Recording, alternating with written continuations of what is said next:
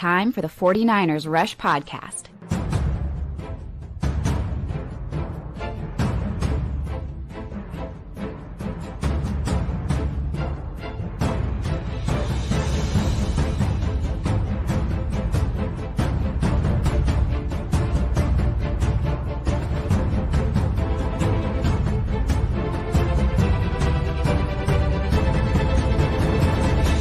And here's your host, John Chapman. What is going on, faithful? It is Thursday, which means it's time for the 49ers Coach Approach with the man himself, Ant for 49ers Cutback. How we doing today, my friend? Doing good. Yeah, excited for this episode. A good opportunity to talk 49ers. And the good news is they're still in the playoffs, right? I mean, I know everything that happened in Seattle. It's kind of starting to fade away a little bit, but there's a big game coming up. And it's an exciting time if you're a 49ers fan to be able to look at this team and think back to where they came from. We don't know Nick Bosa, no Fred Warner, yet here we are. And they have an opportunity to go get something done. 3 one-game seasons to get to the Super Bowl. And if you win those games, well, you know, you're going to put yourself in a prime position to have a home game for the biggest game that there is. And I think this is all you can ask for as a fan, is for an opportunity. And the 49ers are really primed to have a big chance against Philadelphia, because I do think this matchup isn't terrible for the 49ers. Yeah, I agree. And you look at these two teams and, you know, they really haven't played each other in their current structure. They haven't had these coordinators. They haven't had, like, it's just different. Now, a lot of the personnel from the Eagles is similar in that 2023 matchup where the 49ers blew them out. Personnel from the 49ers side could not be more different. And then you look at the injuries and all the things that are going in there. That just makes it even more. It's a new 49ers team, younger and cheaper, has its effects. You're going through that. Doesn't mean the game's going to end, but that's kind of where it is. And, you know, it's funny. I got a lot of emails on this. Shout out to my man Shane for the super chat. I got a lot of these. Wanted to get this in from the jump. Not this first part. Didn't get a lot of the first part. The second part. Want to get this in from the jump. Thank you. 1, Chapman, you're the best in the business. That's very, very kind. 2, what's your take on what you know of the Eagles fan ref in the playoff game?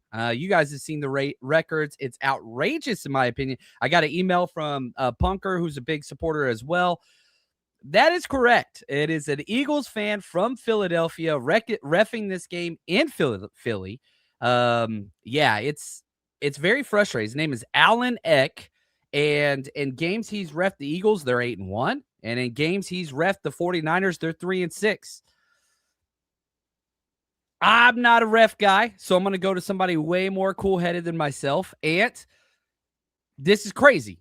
Or are we overreacting? I think you always look at the refs and what things that they like to call, because I do think it's, you know, very important for how the game is going to play out. I mean, just last week, there was a reffing crew that just doesn't call holding at all. Like, offensive holding does not exist in any game that they ref. So these things do matter. I know it is dangerous if you're living in a certain area to be a ref and not call things well for that team. We had a ref, an NFL ref that lived nearby, and when he reffed the Raiders game and it didn't go the Raiders' way, they showed up at his house and they broke his windows. So it can be bad. I do not have a great relationship. Raiders gonna Raider. That's it. And I don't have a great relationship with refs. I tried, but it's very tough. I think that the 49ers are going to pretty much ignore that. They'll just look at the tendencies of what this reffing crew does and adjust accordingly. But I think it's interesting that you're having a guy from Pennsylvania ref the game, and you look at the records and it feels like it does normally slant towards the Philadelphia Eagles. And so, I mean, stats are stats for a reason. Like, that's like legit. It's not close. So I think it is a little unsettling for fans, but as players and coaches, you just have to try to ignore it. And, you know, and then during the game, we all become Herman Boone. You know, we're yelling at him. He's lining up offsides. He's up. You know, that's how we all are, because we're just frustrated. Did you ever get flagged for your behavior with the refs? I'm curious. Yes, I did. I got flagged once for jumping, actually. He got me for jumping in the air after a really bad call. And with the hops. Yeah, he's what he told me to. There's actually a picture somebody took. I'll have to find it sometime of me elevated up out of the air, and it was the exact penalty I got. I almost got another one too, but I was able to talk him down as he reached for his flag.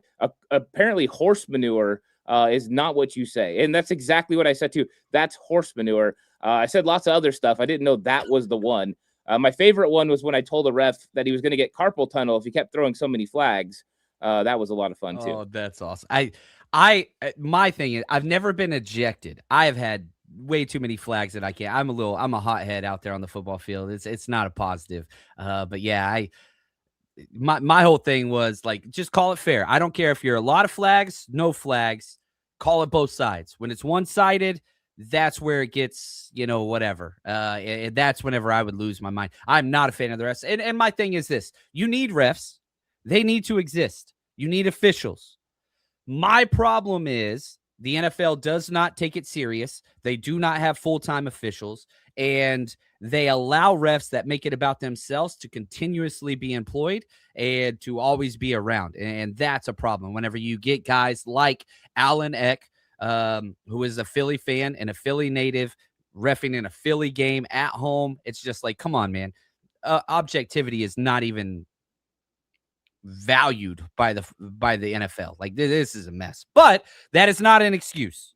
So, having said all the things about the refs and how terrible they are, that does not mean that the 49ers are going to lose this game. So anyway, take that for what you will. Now, one thing I want to talk about is I want to step back and talk about rookies, not just the 49ers, but definitely the 49ers. Dane Brugler and the Beast and the Athletic and New York Times, he does probably the best draft work out there, probably the most comprehensive for sure. He just put out his all rookie team from this year. First team, second team, runners up, all that stuff from all the positions. And I thought it was incredible. Now, the 49ers were very, very well represented. They did not have a first team all rookie.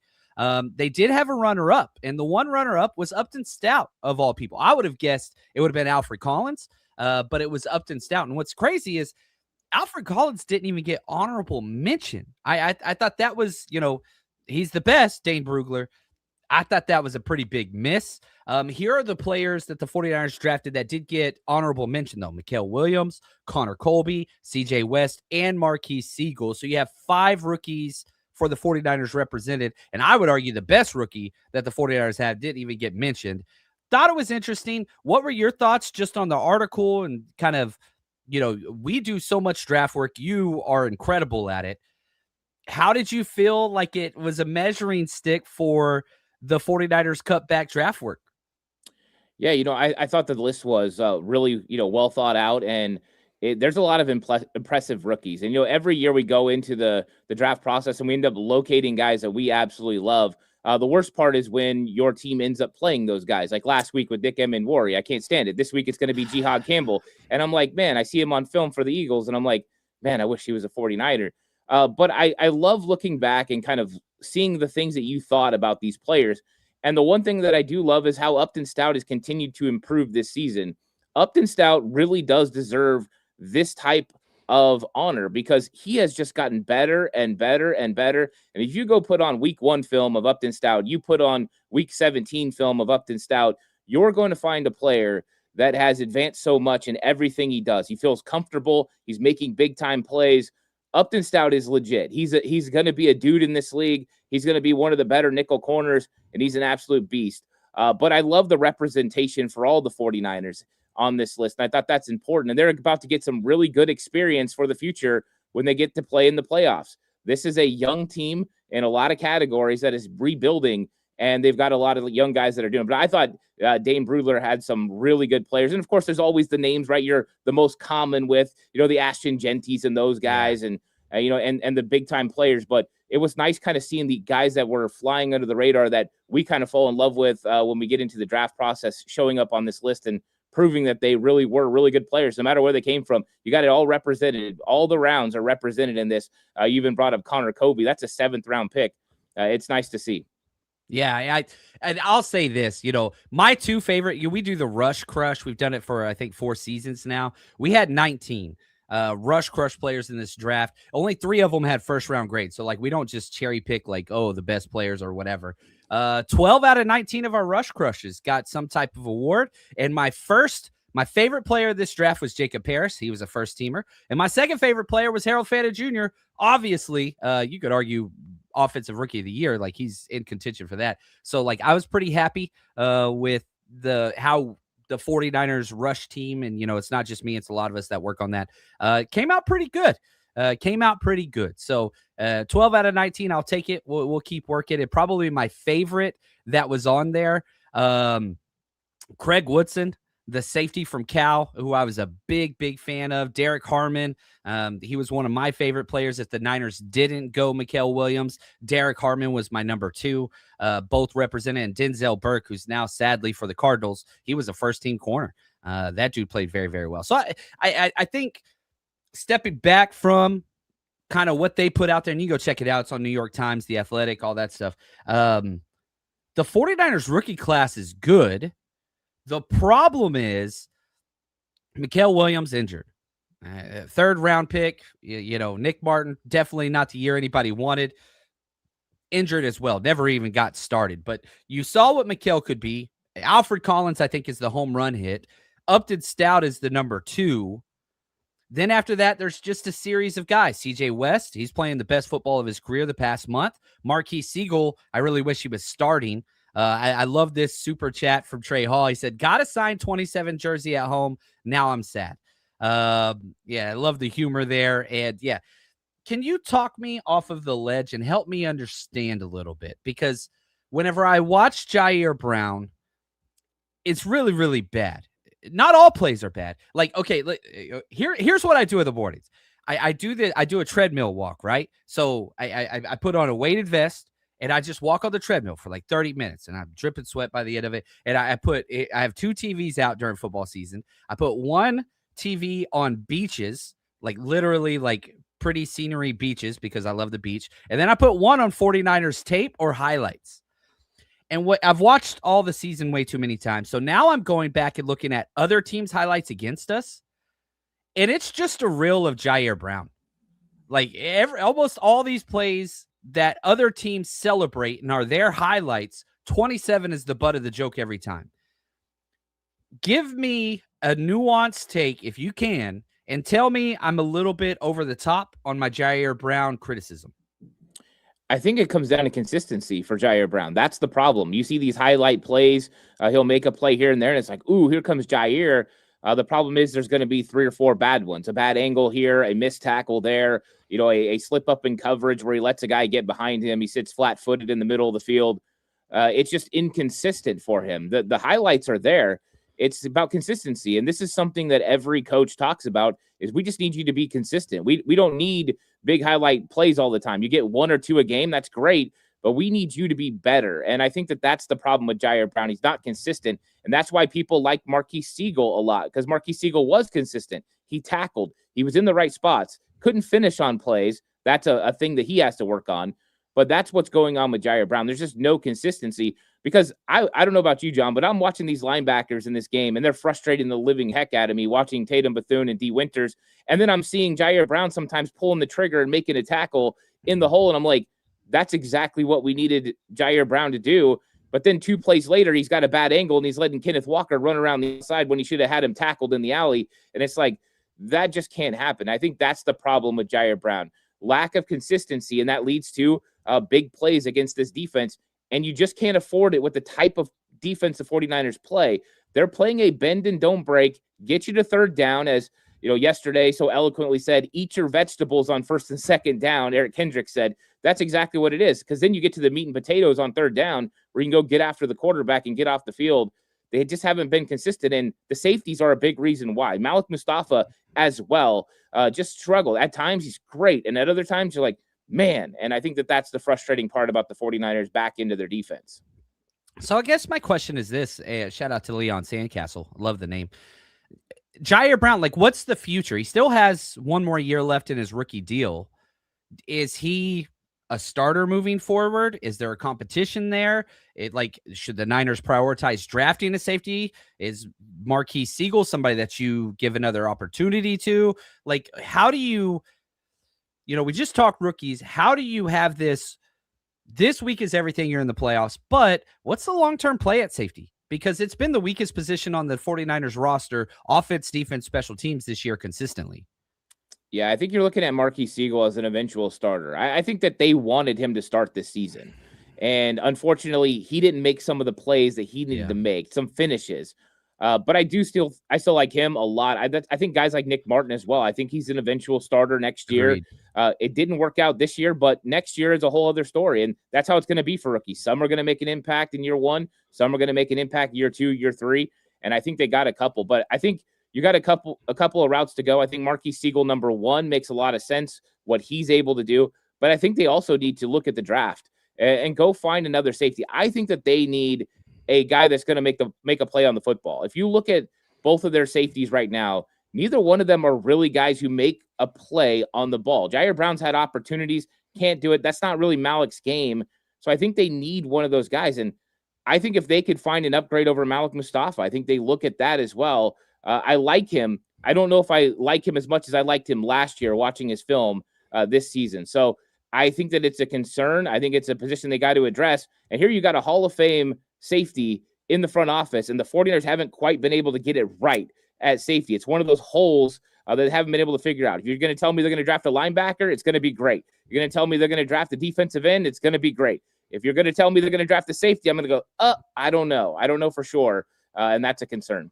Yeah, it is. I mean, my biggest what if this offseason, and, he was one of my favorite players, was Talanoa Hufanga.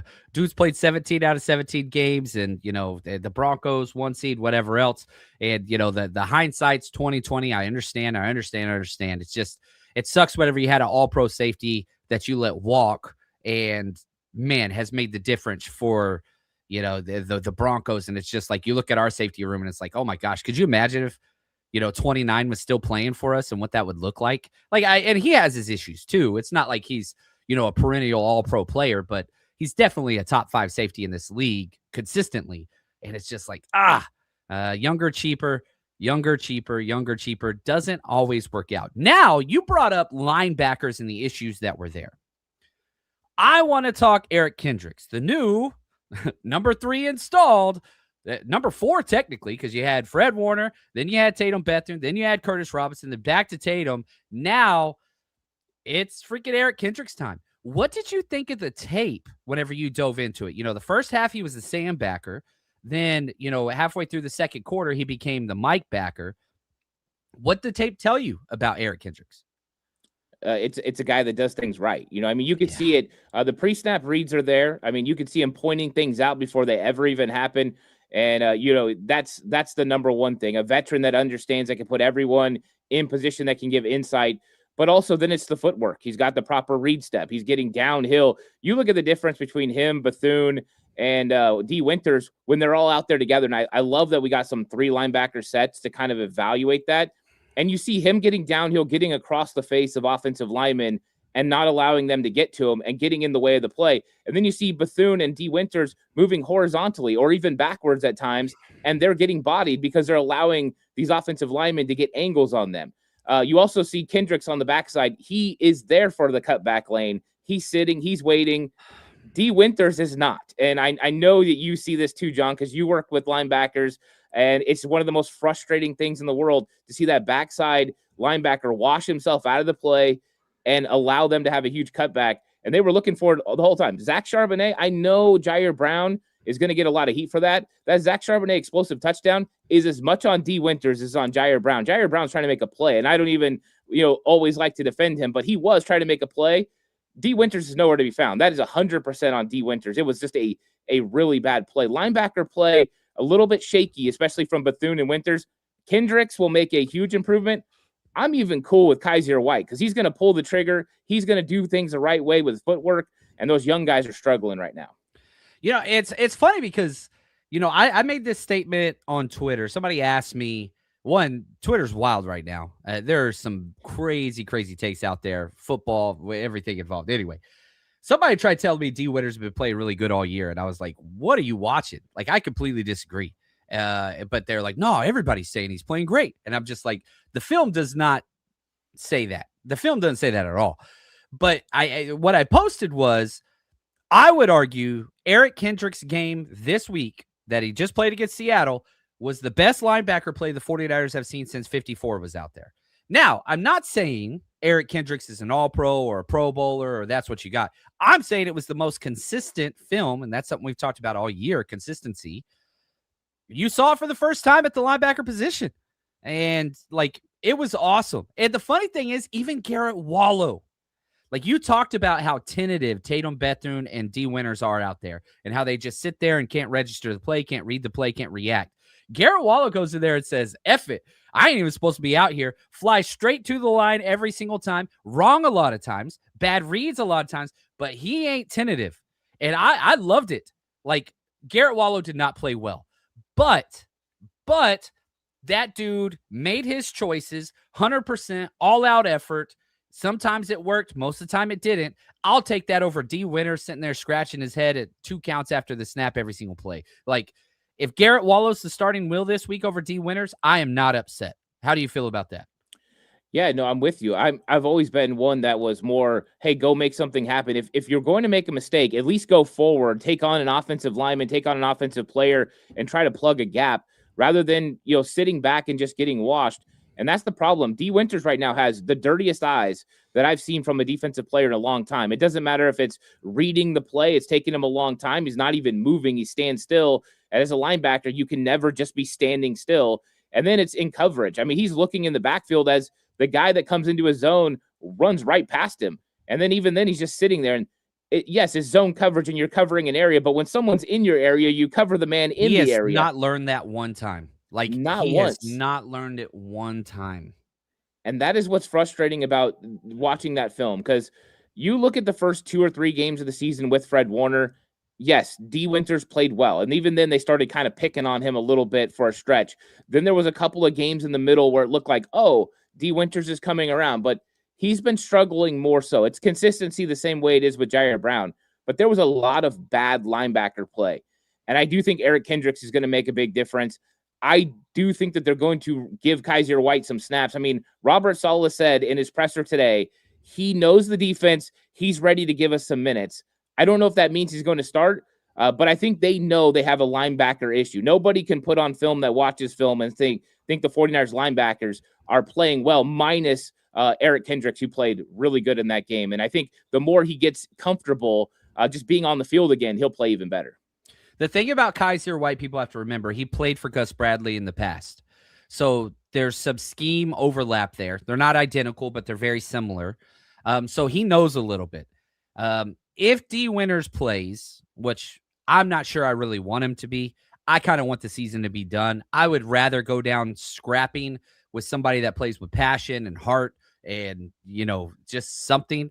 Like, let Garrett Wallow start, which is so crazy to say, and rotate in some Kaiser White, see how that goes. Gosh, man. Again, all 5 linebackers on the initial 53-man roster for the 49ers this season are out currently. Out. And Luke Gifford probably back at Sam. I mean, there ain't nothing you can do about that. You got to roll with that. It's what it is. So, yeah, it's crazy, man. It's a weird year. And the linebacker story with the injuries and the lack of quality play, the safety room, the injuries, the lack of consistent play, the defensive end room, injuries, lack of consistent play. I mean, people were talking about Bryce Huff, hitting his 8-sack qualifier to bump the, trade compensation up to the Eagles up to a 4th-round pick. But that dude, he didn't get a sack in 2 months. He ain't had a sack in 2 months. So I want to talk about that right after this.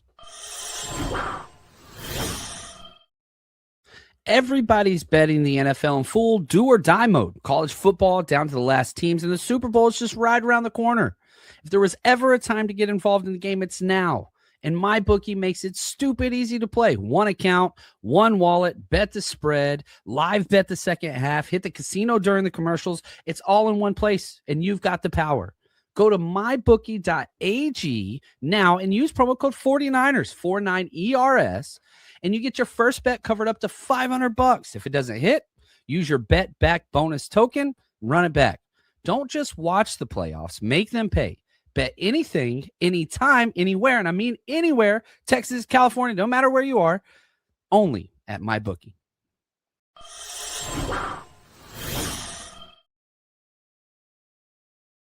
All right, we got a super chat here from Dale. Thank you, man. He says, hot take, our linebacker woes are a secret weapon. Opposing offenses don't know how to prepare for them. There is not enough tape. Dale, you are the freaking man. I really appreciate you, buddy. And yeah, the one thing that I can say is Kendricks was the play caller for the defense for the Cowboys last year and played the Eagles twice, 2 of his best games of the year. So that is good. So like he knows this offense, whatever else, however you want to look at that. And talk to me like, people have instantaneously gone to whenever you talk or criticize any defensive back, whatever. They're like, well, we ain't got no pass rush. What are they supposed to do? They can't cover. They can't cover. Pass rush is bad. Bryce Huff, who was kind of supposed to be the guy, not great. Can the 49ers find any impact at all to get pass rush versus the Eagles? Lane Johnson's back practicing. What are your thoughts there on this part of the matchup? Yeah, I mean, I think that there is kind of a give and take a lot of times, right? It's supposed to be a marriage. You work together. Sometimes the defensive line gets there and makes it easier on the secondary, and sometimes the secondary has to hold their water so the defensive line has time to get there. It's just not perfect. So what you're hoping is it's going to, when one doesn't work out, the other one will. Sometimes you manufacture that with blitzes and stunts, and you try to make things happen, and you know one has to kind of hold up. But that's why you have to tie these things together. I do think it's made it more difficult on the secondary at times with the amount of time a quarterback has in the pocket. We know that pressure is just, it's not about sack numbers, it's about pressure numbers, getting that quarterback uncomfortable where his internal clock speeds up and he throws the football a little bit earlier than he wanted to. But the 49ers have to figure out a way to generate pass rush. Now, I don't know if this week is the week where you go out there and you go for broke against a quarterback like Jalen Hurts. I think this is one you say, hey, Jalen Hurts needs to beat us from the pocket. He needs to be successful throwing the football, and then we're going to make him feel uncomfortable because we're going to take away plays to the outside. We're going to make him throw the ball over the middle. We're going to make him read coverage and go through progressions a little bit. And I think that is the name of the game in this one. I do think they need to generate some pressure. They got a couple of sacks on Sam Darnold last week. I thought they did a really good job with some of the delayed type blitzes that Saleh was doing with that Mike linebacker where he was ignored and then all of a sudden he would come flying upfield and get into the face of the quarterback. I think that type of thing is great too with Jalen Hurts because then it eliminates some of the run lanes for him when he drops back to pass. But I mean, the thing is you're going against a different kind of quarterback. This is more of a Russell Wilson, Seattle Seahawks kind of quarterback that you're dealing with Jalen Hurts, kind of like the end of his.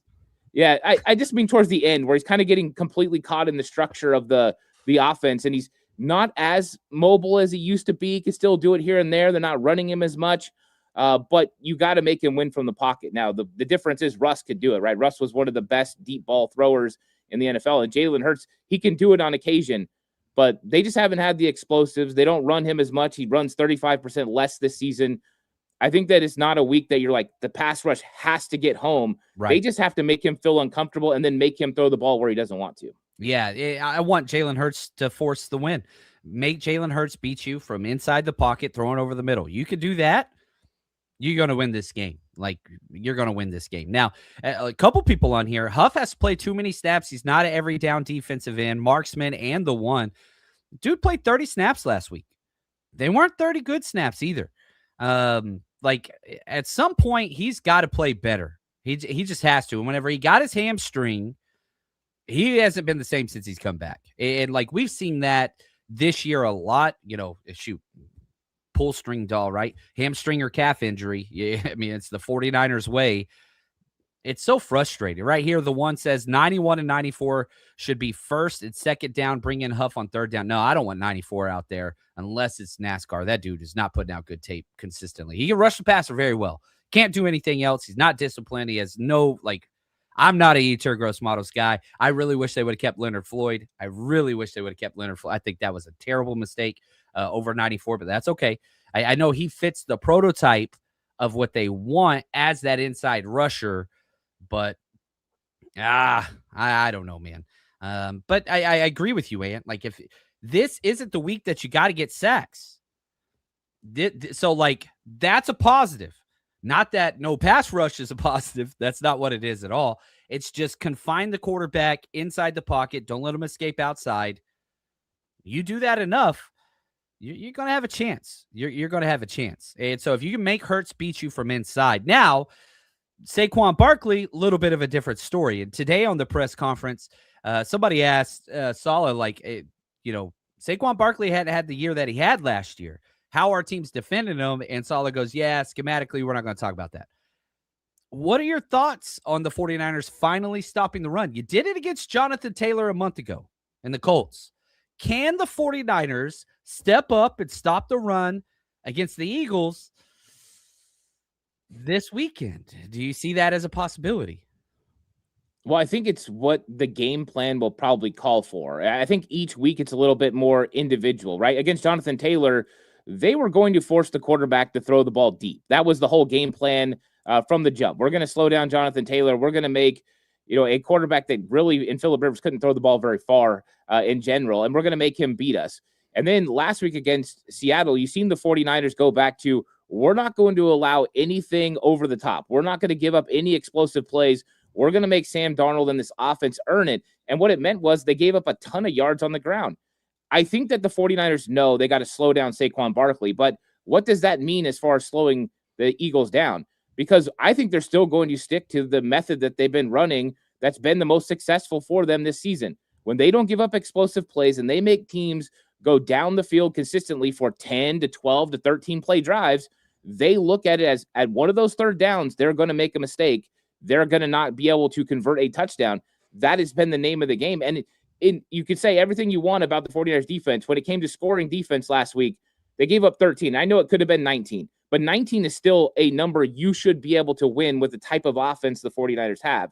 So I think Saquon gets some yards in this game. I'm not sure he gets shut down. I think they want him somewhere between 90 and 100 yards on the ground. I think they feel like with how bad the Eagles are on third down conversions, they could probably get off the field. And we are talking about Jalen Hurts, and we're not talking about a Matthew Stafford or, one of these guys that can make things happen. So I think they're taking that into consideration. But make no mistake, when Saquon Barkley rushes for 80 yards or under, the Eagles lose. Like, that's just the way it is. So if they shut down the run game, they put it on Jalen Hurts, they're probably going to have a chance to win. So what's your schematic advantage? Like, if you're looking at, okay, you're going to run a bunch of cover 3, you're going to do some cover 2, like start at the back and then work your way up to the front with, okay, what's the coverage? We see the 49ers do a lot of cover 3, a lot of cover 6, a lot of quarters. And, at times, probably one of my favorite plays last week when they inverted that Tampa 2 look on third down and it was perfect, but then you got a penalty, free first down, whatever. I don't know. How do you see Robert Saleh and the 49ers adjusting schematically, right, to take away and get you an extra guy in the box? I think at first, in the first part of the drive, depending on the starting location, you're probably going to see them start with 2 eye safeties. I think as the drive moves is when you got to see Robert Saleh and the defense get a little bit more aggressive. When you get to about midfield, maybe you start seeing some 8-man boxes occasionally, somebody coming in, some different type coverages there, maybe a couple of man opportunities. And then as they get to the 30, you get a little bit more aggressive and you try to make them stall out, because if the Philadelphia Eagles get into the low red zone, it's a touchdown. Like, they score 70% of the time when they get inside the red zone. They are the best in the NFL. So it's all about preventing that. Field goals are not a defeat for Robert Saleh's defense. Like, you're okay with field goals because you feel like your offense is good enough to score touchdowns. So I think it changes. I think there's going to be a lot of 2 eye safeties, a lot of quarters looks. They want to make Jalen Hurts beat them and find the zones and locate the receivers. He's proven he can do it at times, but can he consistently do it for drives? And then they get more aggressive as it kind of moves down the field. Yeah. And Dale right here, he says, I love it when it says when they get to the 30, not if they get to the 30. And you look at this Eagles offense, like they're not a good offensive team.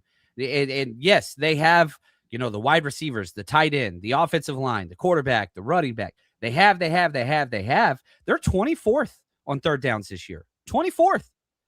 Now, when Lane Johnson has been out, which he has been for a very long time, he's back now. Like, is that affected things? But, like, we know what the Eagles are. If it's short yardage, the Eagles are the best in the NFL. They're number 1 offense in red zone in the NFL. 49ers are second. But, like, we understand, like, 3rd and 1, 4th and 1, tush push, all that BS, like, that ain't going to work this game. Alfred Collins is great. I'm not really expecting a lot of 4th and 1 stops against the Eagles. The problem is to get them in the middle of the field. The 49ers have given everybody into the red zone. Now, last week against the Seahawks, you held their offense 0 touchdowns in the red zone out of 3 chances. I don't think it's going to happen again this week. So it's kind of weird and a little antithetical to Robert Saleh and the 49ers defensive scheme. Hey, we're going to let them do this 10, 12 play drive, and we're going to buckle down at the end. I'm not sure that will work against this Eagles because the Eagles' whole mindset is, dude, if we just get in the red zone, we score a touchdown. So, man, that's going to be one of those things that I just want to like constantly see. And what that looks like, I don't know. It's going to be interesting. Now, I think the biggest issue in the Seattle game was the 49ers lost the trenches on offense and defense. You look at the Eagles and the way that they're built, I don't think that they are near as good as the Seahawks team overall. But the one area where they have the guys, the Jimmies and the Joes, is offense and defensive line. So from a 49ers stance, how does that change and not look like last week? Well, I think when you're looking at the defensive portion of the Philadelphia Eagles, I mean, Jalen Carter, Jordan Davis, these guys, Nolan Smith, these guys are elite players, right? And especially those 2 guys on the inside, those guys are phenomenal. But when you look at the Philadelphia Eagles defense overall, it doesn't have the depth at defensive line like Seattle does. I mean, you just look at the name. Seattle's rolling in a line change every time. You're like, holy cow, they got another dude that can make something happen. With the Eagles, you don't have that. And so what you've seen as games have progressed and the Philadelphia Eagles play, when the teams are attacking them on the outside, they give up 4.7 yards per attempt on outside zone plays.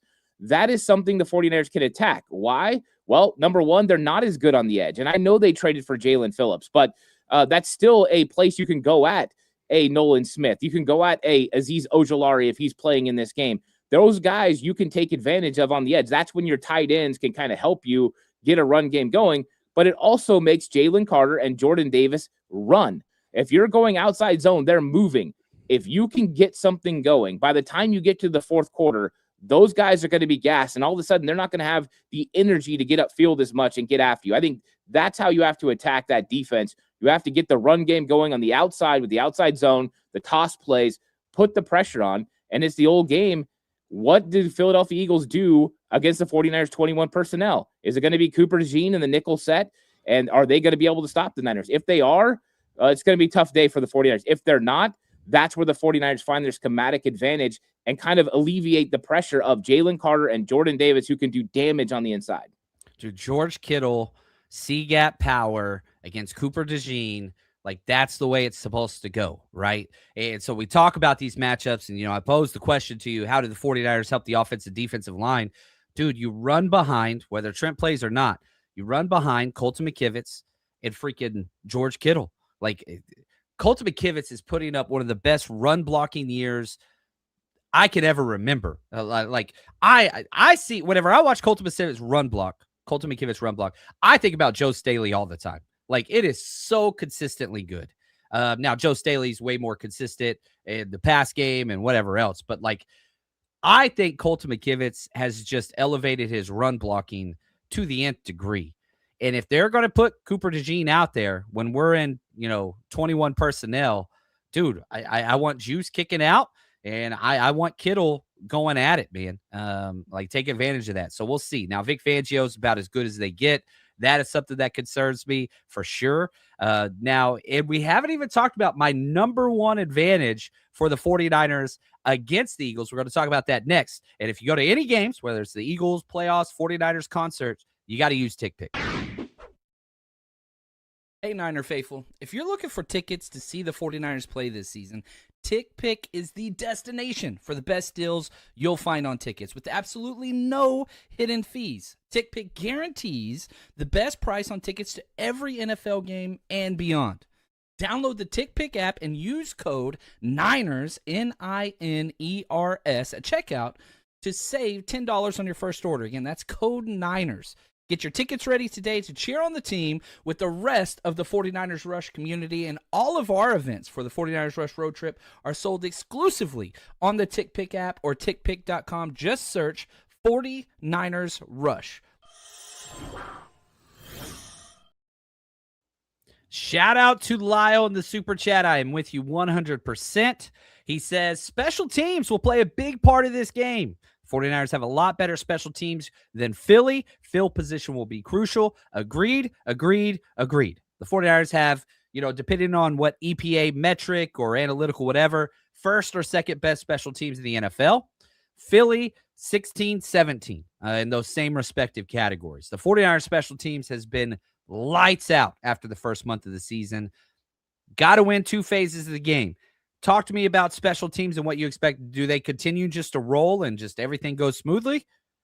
Yeah, I mean, since week 11, the 49ers are number 1, according to DVOA, and the Philadelphia Eagles are number 24. So there is a stark comparison between the two. The 49ers have been so good on special teams. And when you're talking about a defensive battle, a low-scoring game, which I think everyone's kind of anticipating, special teams, field position, converting on field goals are very important. And I do think the 49ers have an advantage on special teams, and they're going to have to take advantage of it. They need that to be a phase they ultimately win, no matter what. Last week against Seattle, we thought, it could be a wash, and the 49ers had a chance. This week, they need to categorically win it. That will give them an advantage. That way, offensively or defensively, they got to win another phase, and then they can go ahead and get it done. So, yeah, I think this is going to be a big part of it, and it's nice knowing that you have guys that can execute, and they've done a really good job with special teams. Brant Boyer, what a great pickup that has been. He has fundamentally changed special teams in San Francisco. Yeah, he's been awesome. So, if you're Kyle Shanahan, is the feel of this game, we got to have touchdowns, kind of like the Bears game where it's like, dude, it's all touchdowns. Like, that's all the difference. And the one team that did kick a field goal lost. Is it like that? Or is this just, hey, 17-13 is a possibility? Or is this going to be a barn burner? I don't think it's going to be a barn burner. I don't think either team's going to be able to get that much offense going. I think there'll be times they move the ball. There'll probably be some big plays here and there. But I do think this is going to be a low-scoring game. And I think Kyle Shanahan's got to find when he wants to be aggressive and when he wants to be content with where he's at. I don't think he can get stuck in one thing. It has to be, hey, let's go ahead and kind of mix it up and find the times to be aggressive and take advantage of those. There's times that you got to go take advantage of a defense. And I think he needs to be aggressive enough in the playoffs. I think he will be. I think last week was a little bit different because of the situation of the game. And, he knew that there was another game the next week, no matter what. Now there's no chance. He never wants to have a mistake. He never wants to have a big error, but you also have to run the risk and let Brock Purdy cook a little bit at times. So I think it's going to be a give and take, but I expect him to be a little bit more aggressive in this matchup. And probably, the first team to get to 23, if anyone gets to 23, I think they probably win the game. 23. Ooh, I like that. What about this from Reese? Great question. How many carries for the Niners to win? Is it 12 like last week, Ant? Is that a number that you would go with? I can tell you this. I coached so many years. My team never ran the ball just 12 times. Like, that is a crazy stat to see. That's how you're just not getting the offense rolling in rhythm. I think it's got to be 35. I think 35 is the magic number. I know Kyle Shanahan goes into every game. 30 gives them a chance to win. That's the ultimate goal. I think that they're going to shoot for 30, 35. They know they probably win the game. 40, if they get to 40, it's a done deal, right? Seattle got 39 last week. Done deal. They're going to win the game. And I think that's what they're targeting. But this might be Brock Purdy early, trying to loosen some things up. And then Christian McCaffrey and hopefully Brian Robinson getting some carries as well. Because if Robinson's getting carries, that means the run game is successful. That means they're in rhythm, and they need Christian McCaffrey to come off the field off and on and let Brian Robinson spin a little bit. So hopefully that happens. Man, I would like some B-Rob carries. Like, I want it. The one thing that I would say, like, man, if I was in the coaching staff offensively, I'd be like, hey, guys, we can run the ball on third downs. Like, 3rd and 4, you can run the ball. Like, you can mix in a 3rd and 5 run game.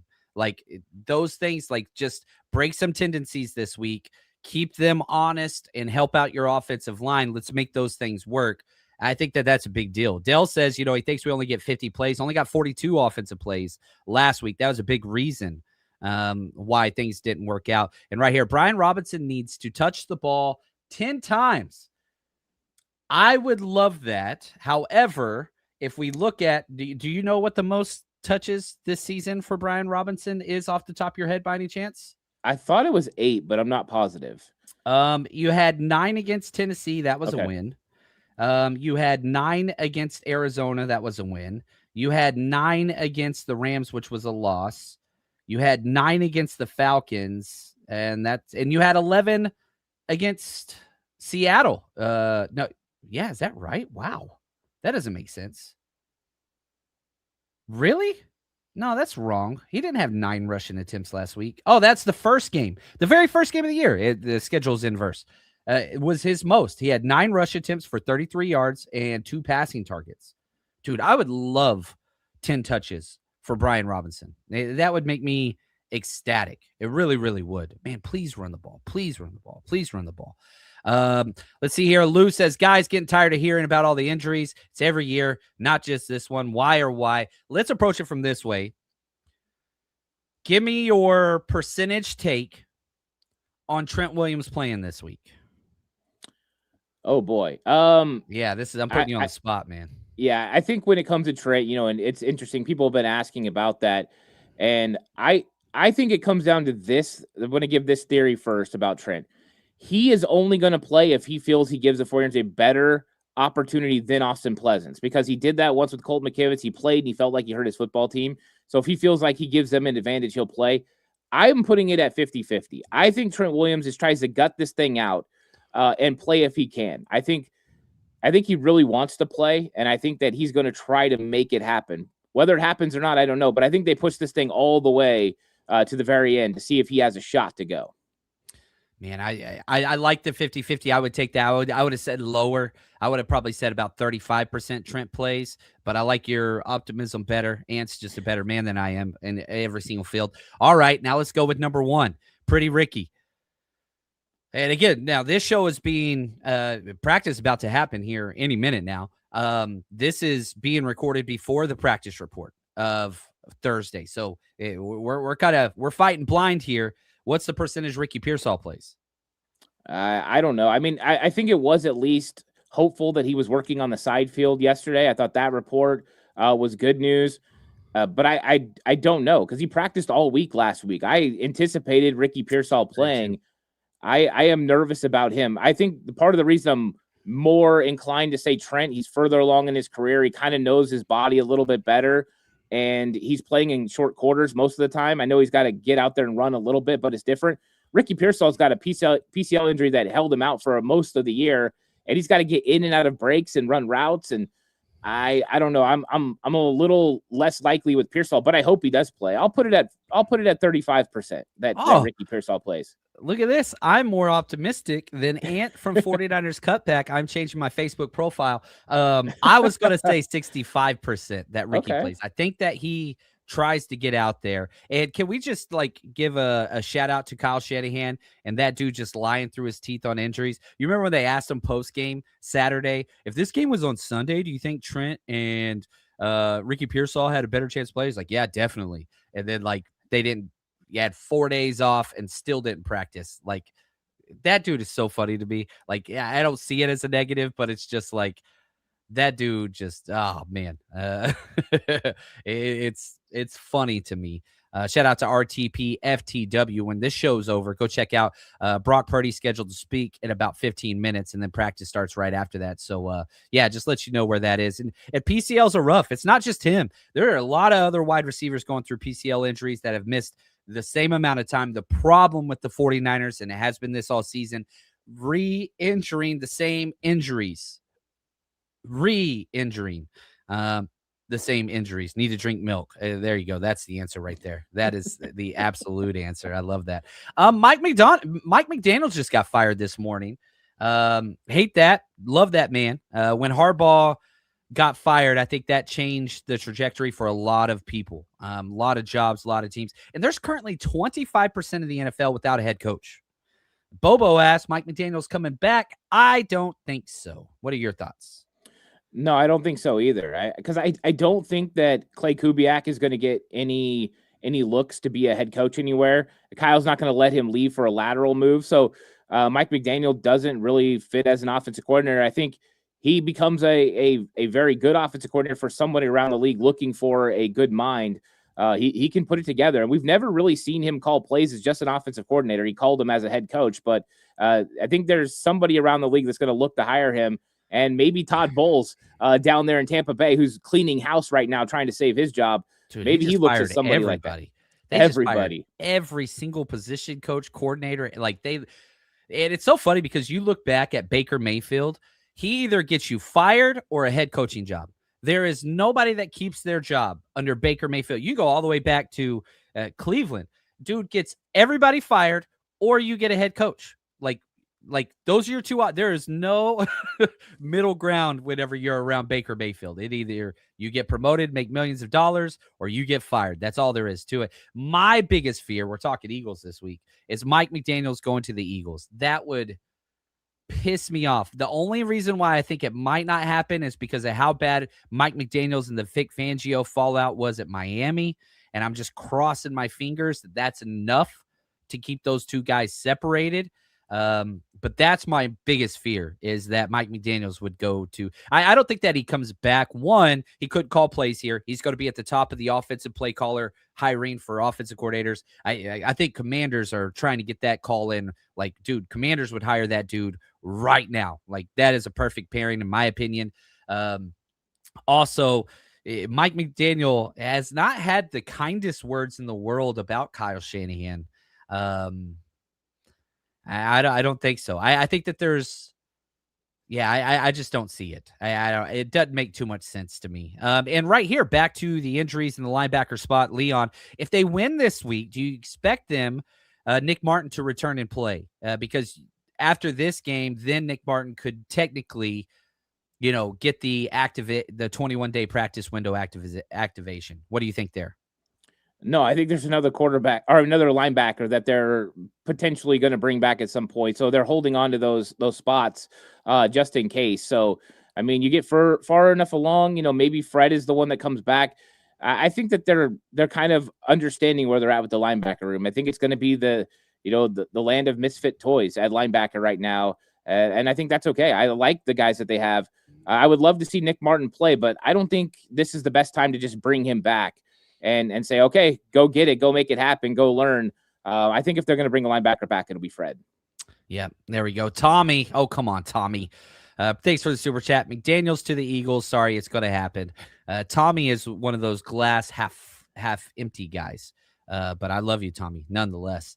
Ryan says, what did McDaniel say about Shanahan? He just talked about how he felt like he was exploited throughout most of his career and kind of taken advantage of.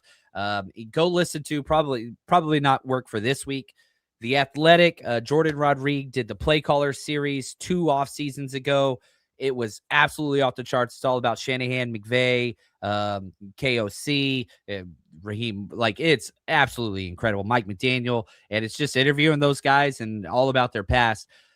Every time Mike McDaniel had an interview, he really sounded like he had a major bone to pick with Kyle Shanahan. And he was thankful for what he did, but also felt like he was taking advantage of a lot. So I don't know. Read into that however you want to, but I remember several times listening to that series. I think it's a 3 or 4 part series where I was just like, damn, McDaniels and no bueno.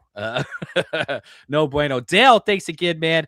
Solid McDaniels, Ravens, bet odds now on Bettor. Yeah, good Lord. And what's funny is Robert Saleh hasn't even been listed as a head coaching interview for the Ravens. They've already got 3 names out. Robert Saleh is not on there. So I think they're wanting to go offense there. And, that was the one time when Harbaugh quit. It was the first time where I was like, damn, this is the first possibility where I feel like Robert Saleh, we could lose him. Because if you get a Coach Lamar on that roster, I'm taking that in a heartbeat. Now, I don't know if the Ravens are interested in, Robert Saleh, but it was the first time where I was like, damn, I would take that job. If I could be the head coach of freaking Lamar, I'm taking that 10 times out of 10 if it's offered. Yeah, I mean, he would have to sell the Ravens on whoever he's bringing in on offense. Because that is exactly what they're looking for. Somebody to kind of unlock Lamar Jackson, take him to the next level. They chose quarterback over head coach on this situation. And this is exactly what they want. So I don't think they're looking defense. So far, everyone that I've pretty much seen tied, or at least most of them are offensive names. And I think that's the direction they're looking to go. But, I mean, Saleh could always convince him if they decide to meet with them. But I think there's going to be other teams and other opportunities that are going to come Saleh's way. And he just has to decide if they're good enough, to give this second chance, this run an opportunity. But I think that around the league, most jobs are going to go to offensive minds. It's just the way that things are rolling right now in the NFL.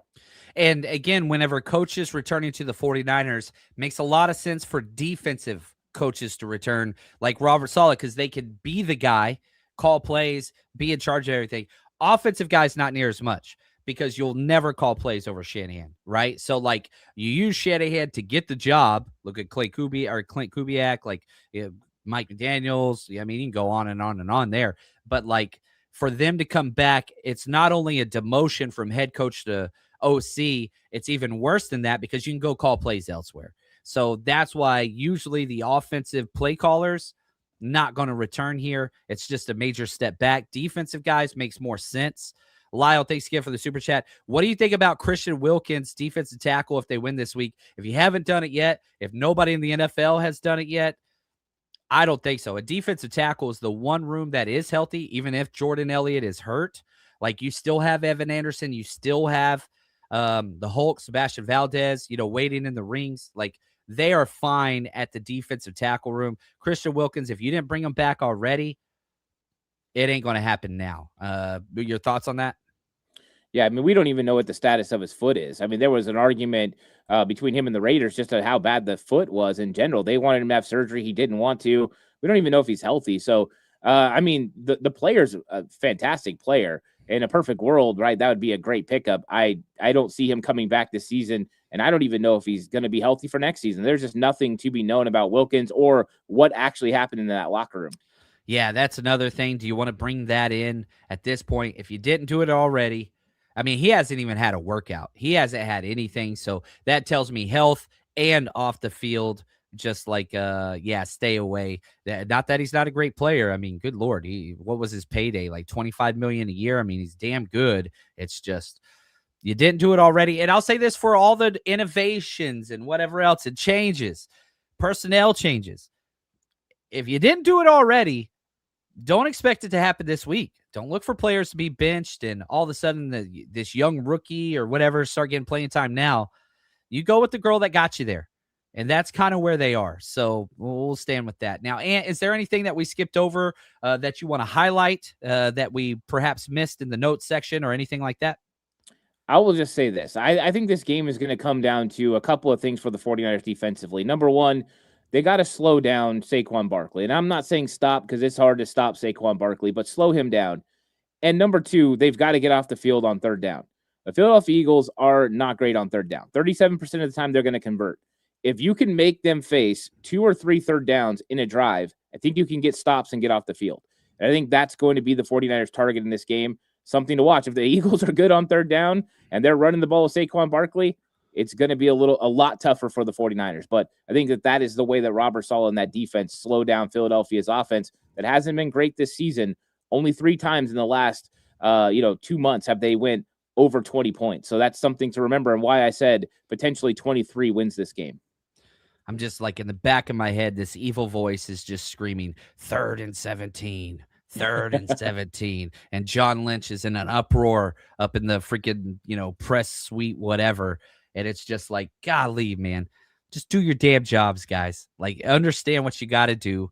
Go play football. Understand this is a game you played since you were kids. Don't have to overcomplicate it. Show up. Want it more than the other team. Give your freaking team a chance. Special teams, they're going to do their thing. Offense or defense shows up. That's 2 out of 3 phases. Get the damn win. Injuries galore. I get it. Doesn't matter. Nobody feels sorry for you in the playoffs. Go get it done. Go get the damn game done. Let's go, baby. Oh, man, I hope we get to talk about this another week. And I just want to say thank you. You've been off the freaking charts all year long. Definitely didn't disappoint today. But for everybody else, you are the best fan base. You are the faithful. Stay positive. And until next time, stay strong, faithful.